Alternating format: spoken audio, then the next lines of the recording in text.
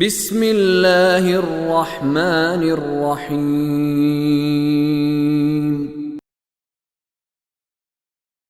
ام اتخذوا من دون اللہ شفعاء قل اولو كانوا لا يملكون شيئا ولا يعقلون قل لله الشفاعة جميعا له ملك السماوات والأرض ثم إليه ترجعون وإذا ذكر الله وحده اشمأزت قلوب الذين لا يؤمنون بالآخرة وإذا ذكر الذين من دونه إذا هم يستبشرون۔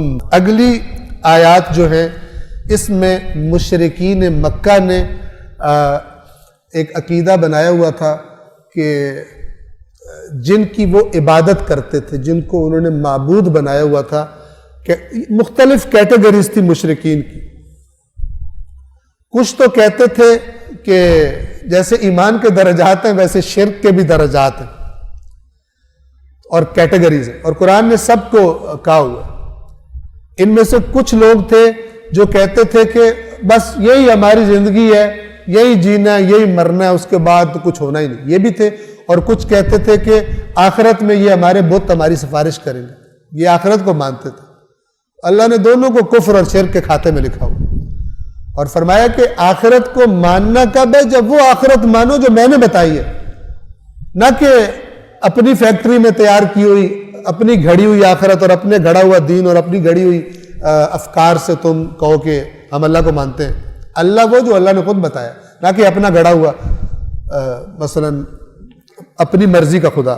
اب آپ توجہ فرمائیں، یہ لوگ کہتے تھے کہ یہ کیٹیگری یہ تھی کہ یہ جن کی ہم عبادت کر رہے ہیں یہ ہماری شفاعت کریں گے۔ یہ شفعاء، شافع کی جمع ہے شفعاء۔ پتھر کے بتوں کو کہتے تھے کہ یہ ہماری شفاعت کریں گے۔ اللہ فرماتا ہے کیا انہوں نے اللہ کے علاوہ اوروں کو شفیع یا شافع، شفاعت کرنے والے بنا لیا؟ اے رسول کہہ دیجئے کیا تب بھی کہ جب وہ نہ کسی چیز کا اختیار رکھتے ہوں اور نہ ہی عقل رکھتے ہوں، یعنی تمہارے اندر بتوں کو تم کہہ رہے ہو تمہاری شفاعت کریں گے، ان میں تو سمجھ سینس ہی نہیں ہے، شعور ہی نہیں ہے، اور نہ ہی ان کے اختیار میں کوئی چیز ہے۔ اے رسول آپ کہہ دیجئے ساری کی ساری شفاعت بس اللہ ہی کے اختیار میں ہے، آسمانوں اور زمین کی بادشاہت بس اسی کی ہے، اور پھر تم اسی کی طرف پلٹائے جاؤ۔ یعنی یہ دائرہ خدا نے کھینچ دیا۔ شفاعت کا مالک کون ہے؟ اللہ۔ آسمان و زمین کی بادشاہت کس کے پاس ہے؟ اللہ کے پاس۔ کیا مطلب؟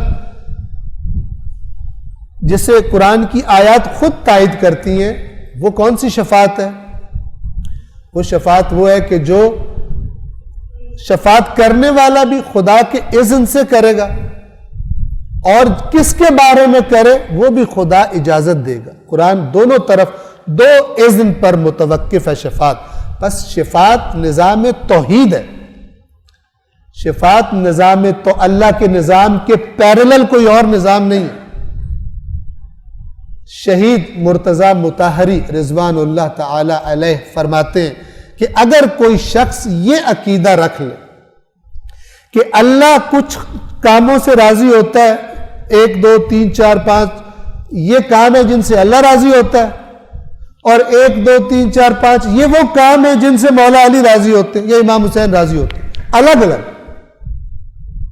تو میں یہ کام اللہ والے کام نہیں کرتا اور یہ والے کام کر لیتا ہوں جو اپنے پاس سے گھڑ کے مولا علی سے منسوب کیے، ورنہ مولا علی یا امام حسین تو اللہ کے نمائندے ہیں، ہمارے گھڑے ہوئے مینوفیکچرڈ افکار پہ تھوڑی وہ چلتے ہیں، خود سے گھڑا ہوا۔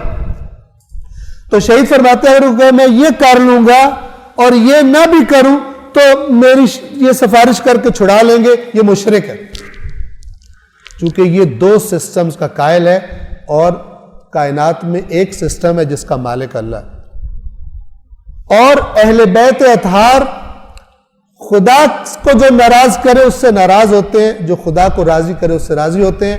اصول کافی کتاب الایمان والکفر کی آپ روایات اٹھا کے دیکھیں. فرمایا اپنے ایک صحابی کو اپنے شیعوں کی نشانیاں بتاتے پھر لاسٹ میں لب لباب فرمایا کہ سن لے من کان للہ مطیعا فہو ولینا.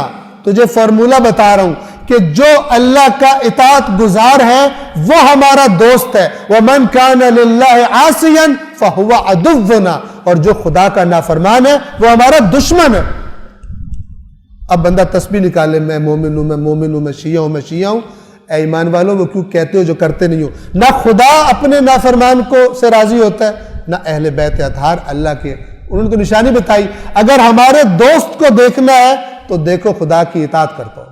اور جو خدا کا نافرمان ہے اس کی روٹین یہ ہے اللہ کی نافرمانی کی، وہ ہمارا دشمن. اب آیات قرآن بھی یہی کہیں، روایات اہل بیت بھی یہی کہیں، اور 20,000 روپے لے کے بندہ کوئی شارٹ کٹ بتا دے تو یہ خدا پر بہتان ہے اور یہ دین فروش ہے. اور اس طرح پیسوں سے جنت جو ہے وہ شارٹ کٹیں نکال کر نہیں ملا کرتی. اے رسول کہہ دیجئے شفاعت تو ساری کی ساری اللہ کے اختیار میں ہے. آسمانوں اور زمین کی بادشاہت اسی کی ہے، پھر تم اسی کی طرف پلٹائے جاؤ گے. اب دیکھیے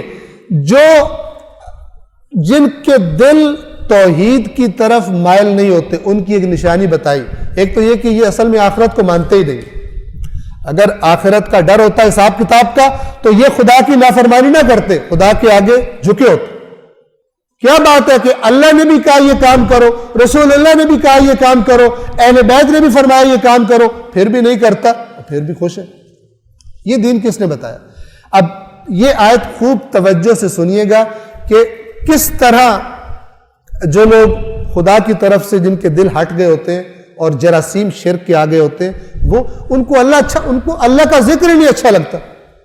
اللہ کے ذکر سے ان کو بوریت ہوتی ہے. اور قرآن کے لفظوں میں ان کے دلوں میں تنفر، نفرت، جیسے کہتے ہیں دل پکڑا جانا کہ نکلوں یہاں سے، نکلوں کب جان چھوٹ، ایسا ہو جاتا. توجہ فرمائیں آیت نمبر 45 ہے. جب اکیلے اللہ کا ذکر کیا جاتا ہے تو آخرت پر نہ ایمان نہ رکھنے والوں کے دل پکڑے جاتے ہیں، متنفر ہو جاتے ہیں.